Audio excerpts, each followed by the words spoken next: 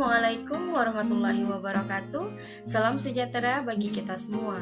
Para mahasiswa UT dimanapun Bapak Ibu berada, pada minggu keempat mata kuliah Sistem Sosial Budaya Indonesia, kita akan membahas mengenai sistem kepercayaan. Berikut pemaparannya. Baik, para mahasiswa, minggu ini kita membahas mengenai sistem kepercayaan pada mata kuliah Sistem Sosial Budaya Indonesia. Sistem kepercayaan, saya mulai dari pendahuluan pada modul ini yang berisi tentang bahwa modul ini berusaha untuk memetakan beberapa religi dan kepercayaan asli yang ada di Indonesia, tetapi tidak mengkajinya secara mendalam, karena apabila itu harus dikaji secara mendalam, maka sangat tidak memadai bila harus dipaparkan secara menyeluruh. Apalagi kita tahu bahwa Indonesia berasal dari keberagaman dengan banyaknya suku bangsa, rasanya tidak memungkinkan apabila pengkajian tentang sistem religi dan kepercayaan asli yang ada di Indonesia itu diungkap satu persatu. Kemudian begitupun modul ini berusaha untuk memberikan maksud pada para mahasiswa untuk memahami kajian atas eksistensi agama-agama asli yang terdapat dalam kebudayaan pada setiap daerah. Nah, pemetaan ini juga dibatasi dengan menggunakan kerangka berpikir one person mengenai konsep kebudayaan yang dikemukakannya, serta berupaya juga tentang bagaimana menghubungkan antara nilai-nilai religius yang terkandung pada sistem kepercayaan dan religi tersebut dengan nilai-nilai sosial yang terdapat pada kehidupan masyarakat. Adapun kompetensi umum yang dapat dicapai ketika para mahasiswa sudah mampu memahami isi dari modul ini, yaitu mahasiswa dapat memberikan contoh mengenai konsep-konsep yang berkaitan dengan nilai-nilai sosial di dalam religi dan kepercayaan yang terdapat di dalam kebudayaan Indonesia. Adapun kompetensi khususnya, sebagaimana Ibu Bapak bisa baca pada modul, dimulai dari Ibu Bapak paham dan mampu menjelaskan tentang konsep religi dan kepercayaan, 3 teori yang terkait tentang religi, kemudian menjelaskan mengenai ilmu gaib atau magis, lalu konsep kebudayaan menurut one person, konsep mengenai kejawen, dan contoh-contoh hal yang terkait dengan konsep mistis, ontologis, dan fungsional yang diungkapkan oleh one person. Berikutnya saya mulai dengan yang pertama, yaitu perbedaan antara religi dan sistem kepercayaan. Ibu Bapak mungkin pernah berpikir secara filosofis mengapa ada kekuatan yang bersifat sangat supranatural sekali yang itu berasal dari luar diri manusia kita sendiri, yang membuat kita berpikir ada kekuatan adikodrati lainnya yang berasal bukan dari diri kita dan itu menguasai alam sekitar kita. Pisser mengungkapkan ada 2 istilah perbedaan tentang pemaknaan manusia dengan keadaan di luar dirinya itu yang ia sebut dengan religi dan magi. Religi dan magi diungkapkan yang pertama, yaitu religi, kesadaran akan adanya hal-hal yang dianggap gaib. Kemudian hal itu menyebabkan sikap atau perasaan manusia itu menjadi tunduk dan hormat. Maka itulah yang disebut oleh religi. Sebaliknya, apabila manusia kemudian berupaya memiliki dan menguasai kekuatan yang gaib itu sehingga ia dapat menguasai nasib dirinya sendiri dan seluruh nasib orang lain, maka itulah yang disebut magi. Nah, magi ini kalau kita bisa lihat dari praktek magis dalam kehidupan kita sehari-hari, bisa dicontohkan dengan adanya praktek-praktek magis yang dilakukan oleh para dukun atau orang-orang yang memiliki kekuasaan untuk menguasai hal-hal yang tidak bisa dinalar secara rasional pada kehidupan manusia sesungguhnya. Nah, apabila orang-orang yang memahami tentang religi pada kacamata sudut pandang Pisser, ialah manusia yang kemudian dia menjadi beribadah dan menyerahkan dirinya kepada Yang Maha Kuasa. Sedangkan orang-orang yang bersandar pada sisi magi, maka adalah orang-orang yang percaya bahwa melalui berbagai ritual, maka akan dengan sendirinya menimbulkan akibat-akibat tertentu. Nanti pada beberapa contoh kasus masyarakat, kita bisa berikan pemaparannya terkait lebih lanjut tentang magi ini. Ada 3 teori asal mula religi yang diungkapkan oleh Kuncharaningrat pada bukunya Teori Antropologi 1. Di situ beliau juga mengungkapkan beberapa tokoh yang concern pada bidang religi ini. Di antaranya ada Abby Taylor, Andrew Lang, R.R. Marett, ada Van Gennep, Durkheim, Smith, Otto, Fraser, kemudian ada Freud, Hertz, dan masih banyak lagi yang lainnya. Nah, ini diklasifikasikan oleh si Kuncharaningrat tadi pada 3 bagian, yaitu yang pertama, teori yang menggunakan pendekatan atas berbagai keyakinan keagamaan atau isi ajaran keagamaan. Yang kedua, teori-teori yang menggunakan pendekatan atas sikap para penganut atau pengikut suatu religi yang menyangkut hal-hal gaib. Dan yang ketiga, teori-teori yang menggunakan pendekatan ritual dan upacara-upacara keagamaan. Yang pertama saya bahas adalah tentang teori Abby Taylor mengenai teori kesadaran akan eksistensi jiwa. Nah, ini dipandang dari 2 sisi. Yang pertama, Taylor menganggap ada sebuah eksistensi terhadap sesuatu yang gaib tentang kenapa manusia bisa hidup dan kenapa pada satu sisi lainnya organisme manusia itu bisa mati. Nah, Taylor itu mengkategorikan hal ini sebagai adanya jiwa yang merupakan penggerak dari kehidupan manusia itu sendiri. Di samping itu, Taylor juga melihat ada peristiwa mimpi yang dilalui oleh setiap manusia ketika dia tidur, bahwa pada satu kondisi tidurnya dia bisa berada pada posisi yang lain lagi. Nah, ketika dia berada pada posisi dan suasana kondisi yang lain, maka pada saat itulah dianggap oleh Taylor jiwanya sedang berada pada dimensi lain dalam kehidupan ini. Selanjutnya, Andrew Lang mengungkapkan tentang asal-usul religi ini melalui fenomena parapsikologi dan adanya keyakinan pada masyarakat primitif mengenai tokoh dewa tertinggi. Nah, keyakinan seperti ini sesungguhnya terdapat pada suku-suku bangsa yang sangat primitif, yang masih rendah tingkat kebudayaannya.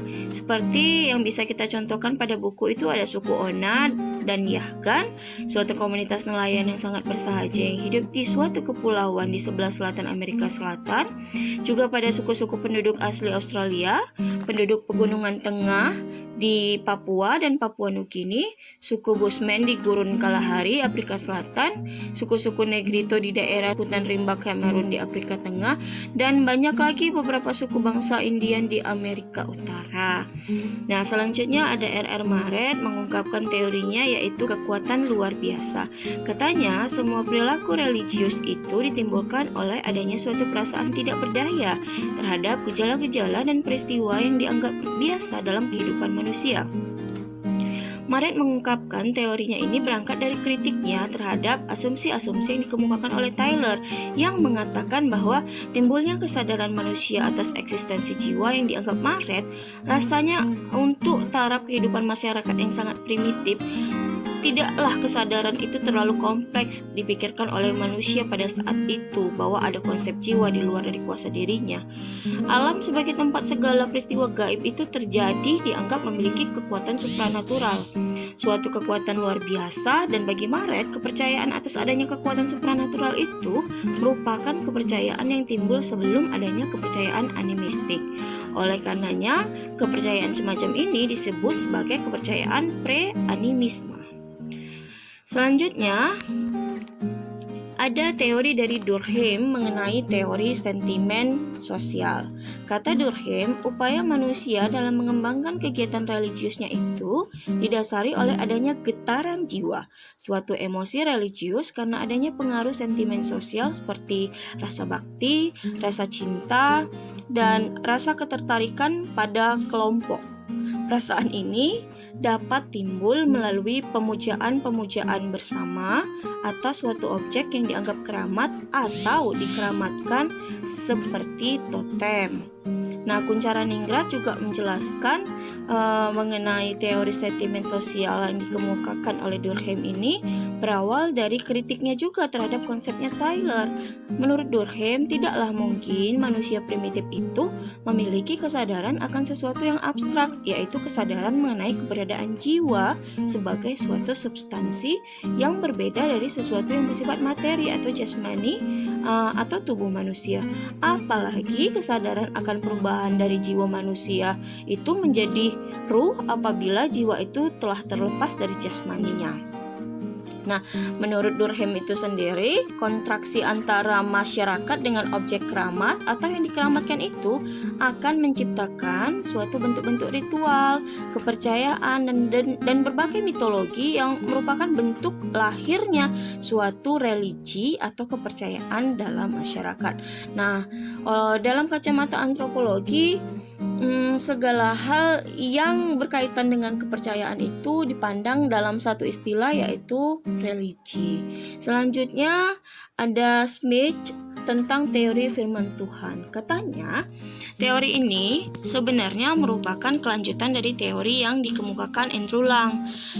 Manusia primitif dengan konsep kepercayaan kepada dewa tertinggi itu mengindikasikan tanda-tanda akan adanya kepercayaan kepada dewa pencipta, dan ini memperkuat anggapan atas adanya Tuhan. Nah, Smith ini sepertinya menyetujui dengan apa yang diungkapkan oleh Andrew Lang. Ada juga konsep Otto. Ini dari teori dengan pendekatan pada sikap para penganut suatu religi yang menyangkut hal gaib. Berarti ini teori yang kedua ya, yang diuraikan dalam bukunya Das Heilig yang diterbitkan pada tahun 1917 mengenai sikap takut, terpesona terhadap hal yang gaib. Jadi, hal gaib itu memiliki sifat-sifat yang tidak mungkin terjangkau oleh alam pikir manusia.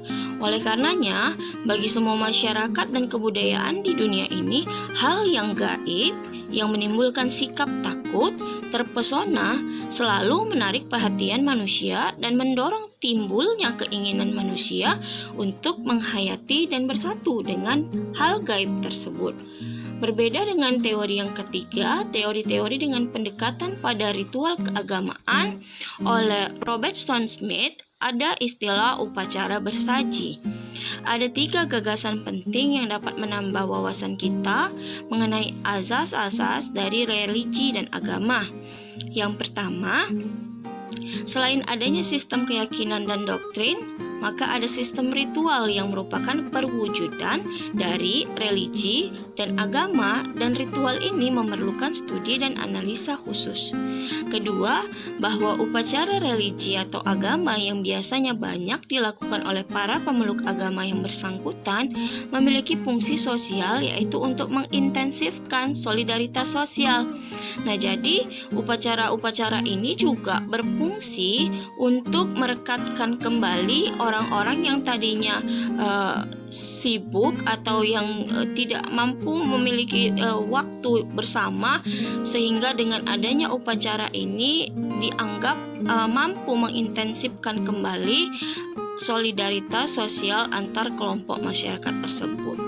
Yang ketiga, adanya gagasannya mengenai fungsi upacara sesaji, yaitu juga selain meningkatkan solidaritas sosial antara manusia, tetapi juga bisa meningkatkan solidaritas dengan para dewa melalui sesembahannya. Ada J.G. Fraser yang juga mengungkap tentang teori batas akal. Fraser menyatakan bahwa manusia memecahkan berbagai persoalan hidupnya dengan menggunakan akal dan sistem pengetahuannya. Hanya saja akal dan sistem pengetahuan itu ada batasnya.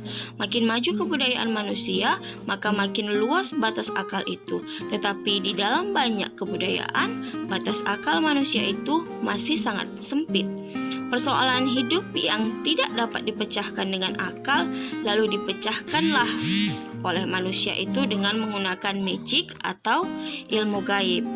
Nah, menurut Fraser, sebelum ada religi atau agama, manusia menggunakan magic dalam upayanya memecahkan semua persoalan hidup yang berada di luar kemampuan akalnya. Magic dalam pandangan Fraser mencakup semua sistem perbuatan dan sikap manusia untuk mencapai suatu maksud tertentu. Dengan menguasai dan mempergunakan kekuatan-kekuatan gaib yang ada di dalam alam. Sedangkan religion atau religi adalah seluruh perbuatan manusia untuk mencapai suatu maksud tertentu dengan menyandarkan dan menyerahkan diri kepada kehendak kekuasaan makhluk-makhluk halus seperti kepada roh, spirit, dewa-dewa, dan sebagainya. Selanjutnya ada Bruce yang mengungkapkan tentang asas-asas religi. Wujud tertua dari religi itu berupa aktivitas manusia untuk memenuhi berbagai keperluan hidupnya yang tidak dapat dicapainya secara naluriah dan maupun secara rasional.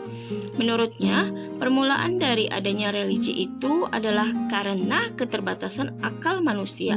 Hanya saja kemudian Freud sampai pada kesimpulan bahwa pusat dari setiap sistem religi dan kepercayaan itu adalah ritual keagamaan ketika semua kekuatan gaib sangat berperan di dalamnya, atau ia sebut dengan istilah magis religious atau religio magis. Van Gennep juga mengungkapkan tentang ritus peralihan dan upacara pengukuhan atau life cycle rites sebagai upaya dari manusia melenggangkan atau semakin melaksanakan hal-hal yang sifatnya magis tadi. Van Gennep memang setuju dengan pendapat Hertz bahwa semua hal yang berkaitan dengan ritus kematian itu selalu terbagi ke dalam 3 bagian, yaitu ada ritus perpisahan, separation, yang melambangkan perpisahan seseorang dari lingkungannya. Yang kedua, ritus peralihan, march, adalah masa persiapan dan pengembelengan seseorang untuk memasuki tahap berikutnya. Biasanya dalam tahapan ini, seseorang banyak sekali menjalani upacara-upacara terkait dengan pelajaran mengenai adat istiadat dan kebiasaan masyarakatnya. Dan yang ketiga, ritus adalah proses mengintegrasi kembali atau aggregation, adalah peresmian seseorang di dalam kehidupan dan lingkungan sosial yang baru yang biasanya dikukuhkan melalui ritual atau upacara adat yang melambangkan integrasi orang yang bersangkutan dengan lingkungan sosial yang baru.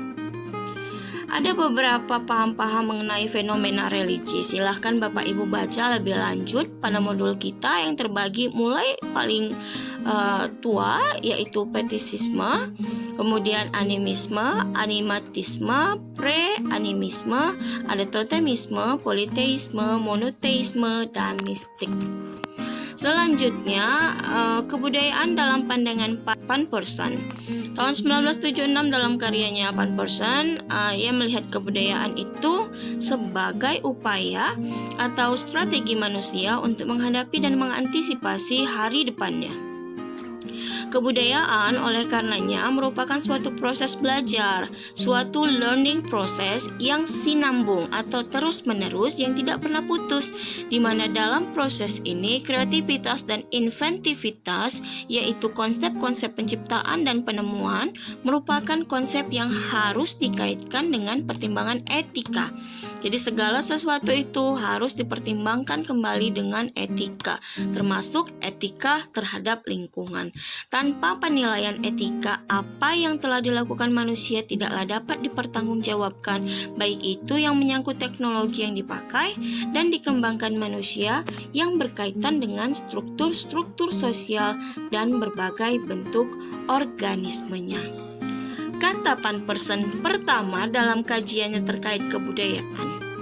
Kebudayaan sekarang ini diartikan sebagai manifestasi dari kehidupan individu dan juga kehidupan sekelompok orang yang selalu berupaya untuk merekayasa atau mengubah lingkungannya. Jadi, kebudayaan itu meliputi segala tindak perilaku manusia, seperti bagaimana manusia itu menghayati kematian dan menciptakan upacara-upacara atau ritual yang berkaitan dengan kematian, juga mengenai kelahiran, perkawinan, seksualitas, pembuatan alat-alat dan senjata, serta alat-alat pertanian, sehingga dalam konteks ini kebudayaan memiliki arti dan makna yang sangat luas. Misalnya untuk mengenai kelahiran, pada etnis Jawa dikenal ada ritual 7 bulan sebagai upaya agar ibu yang sedang hamil tadi diberikan kelancaran oleh Tuhan dan tidak diganggu oleh sosok yang dianggap gaib tadi, sehingga kelahirannya, dirinya dan anaknya pun bisa lancar. Begitu juga dengan perkawinan. Banyak sekali ritual-ritual yang ada dan terlaksana pada setiap perkawinan dalam tiap etnis yang melambangkan arti berbagai-bagai. Ada yang supaya pernikahannya langgeng, kemudian bisa diberikan momongan lebih cepat. Begitu juga contoh-contoh yang lain. Terkait kematian juga pada etnis Batak misalnya ada tradisi mangokal holi. Orang-orang yang meninggal dunia selama berpuluh-puluh tahun digali kembali kuburnya, diangkat, dibersihkan tulang belulangnya, dilakukan berbagai ritual, kemudian ditaruh atau diletakkan di sebuah bukit yang lebih tinggi agar dianggap akan cepat sampai kepada Tuhannya. Dan dalam konsep sosiologi memiliki prestise atau status sosial di kehidupan masyarakat. Nah, ini tadi yang kita akan kaitkan dengan nilai-nilai religius, ternyata bisa bersangkut paut dengan nilai-nilai sosial. Dan bisa juga contoh-contoh yang lain, silakan Bapak Ibu baca dalam modul kita. Itu ada beberapa kegiatan praktek magis yang dilakukan oleh berbagai etnis yang bisa menjadi contoh untuk penguatan Ibu Bapak memahami tentang kebudayaan dalam pandangan Pan-Person ini. Selanjutnya yang kedua, adanya konsep kebudayaan kini dipandang sebagai sesuatu yang bersifat lebih dinamis, bukan lagi sebagai sesuatu yang kaku dan statis dan diartikan sebagai sebuah kata benda. Kini, kebudayaan lebih sebagai sebuah kata kerja yang dihubungkan dengan berbagai kegiatan manusia seperti penerapan berbagai teknologi, penggunaan organisasi-organisasi pendidikan, perkawinan, dan penggambaran pola-pola perilaku seksual. Nah, jadi kebudayaan di sini merupakan konsep dari karya manusia dan merupakan tanggung jawab manusia sendiri atas rencana-rencana hidup yang dibuatnya. Dalam konsep yang kedua ini, berarti kebudayaan tidak lagi dipandang sebagai sesuatu yang sifatnya tradisional, tetapi juga yang sifatnya kekinian dan dinamis. Ada 3 tahapan penting Pan-Person dalam kajiannya terkait dengan kebudayaan, yaitu ada tahap mistis, ada tahap ontologis, dan tahap fungsional. Yang pertama, tahap mistis menempatkan manusia di tengah-tengah kekuatan gaib di sekitarnya, yaitu kekuatan dan kekuasaan dewa-dewa alam raya. Hal ini seperti dipentaskan dalam mitologi-mitologi bangsa-bangsa primitif.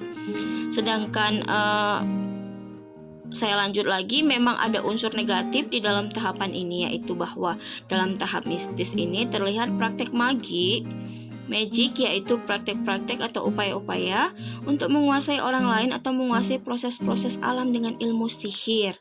Dan ini masih belum dikaji secara rasional dalam tahapan yang berikutnya. Jadi orang-orang banyak terpengaruh dari adanya kekuatan-kekuatan gaib tadi yang coba dikuasai oleh orang-orang yang mampu menguasai itu dengan istilah di sini adalah ilmu sihir.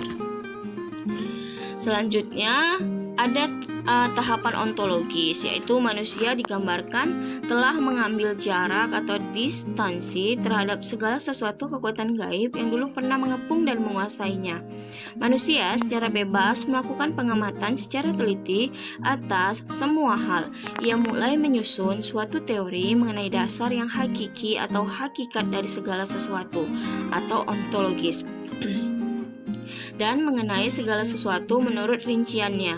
Jadi, dalam kajiannya tentang kebudayaan-kebudayaan ini, yaitu kebudayaan-kebudayaan kuno, akan dihubungkan dengan filsafat dalam kaitannya, yaitu ontologis, bahwa segala sesuatu itu pasti punya dasar, pasti punya makna hakikat. Nah, maka dari itu perlu dilakukan pengamatan secara lebih rinci dan teliti tentang semua hal itu dan harus berdasar pada hal-hal yang sifatnya logika. Kemudian pada tahapan yang ketiga, yaitu tahapan fungsional, sangat nampak pada alam pikiran manusia modern ketika mereka tidak lagi terpesona dan terjebak di dalam kekuatan dan kekuasaan alam sekitarnya, serta tidak lagi mengambil jarak terhadap berbagai objek yang menjadi fokus perhatiannya. Di sini, manusia menciptakan relasi-relasi baru, suatu ikatan yang saling berkaitan atas segala sesuatu dalam lingkungannya. Inilah yang menjadi pokok kajian kita pada minggu ini tentang bagaimana nilai-nilai religius bisa bermakna atau bersangkut paut dengan nilai-nilai sosial dengan adanya tahapan fungsional ini. Lagi-lagi saya katakan kepada Bapak Ibu, silahkan baca modulnya supaya Bapak Ibu makin paham tentang apa yang dikatakan Pan Person tentang tahapan fungsional ini. Nah, selanjutnya ke nilai-nilai. Ibu Bapak silahkan baca KB2 yang berkaitan dengan nilai-nilai religius yang bersangkut paut dengan nilai-nilai sosial. Banyak sekali di situ terkait dengan kajian-kajian penelitian dan berbagai hal aktivitas kebudayaan, baik praktek agama maupun praktek magis yang coba dilakukan oleh berbagai kelompok masyarakat atau etnis dalam melestarikan kebudayaannya dan selalu menyangkut pautkan kehidupan ini dengan segala sesuatu yang tak tampak tadi, baik dalam konsep keyakinannya tentang religi maupun dalam konsep keyakinannya pada roh-roh atau benda-benda gaib. Oke, Ibu Bapak, silakan Ibu Bapak baca lebih lanjut. Kemudian kita bisa diskusikan dalam forum diskusi hal-hal yang Ibu Bapak tidak pahami. Demikian, terima kasih. Silakan Ibu Bapak juga bisa baca ya pada RBV-nya kalau masih ada yang belum punya modul, atau bisa dilihat pada beberapa kiriman saya yang sudah saya kirim PDF dari buku ini, karena di Google saya sudah bisa temukan. Demikian. Bapak Ibu mendengar ulasan secara umum dari saya persilahkan kepada para Bapak Ibu untuk membaca kembali secara mendalam isi yang terdapat pada modul sehingga mampu menjawab soal diskusi dengan baik dan benar. Begitu pula ada hal-hal yang tidak dipahami, silahkan kita bahas di dalam forum diskusi. Demikian, terima kasih. Semoga bermanfaat. Assalamualaikum warahmatullahi wabarakatuh. Salam sejahtera untuk kita semua.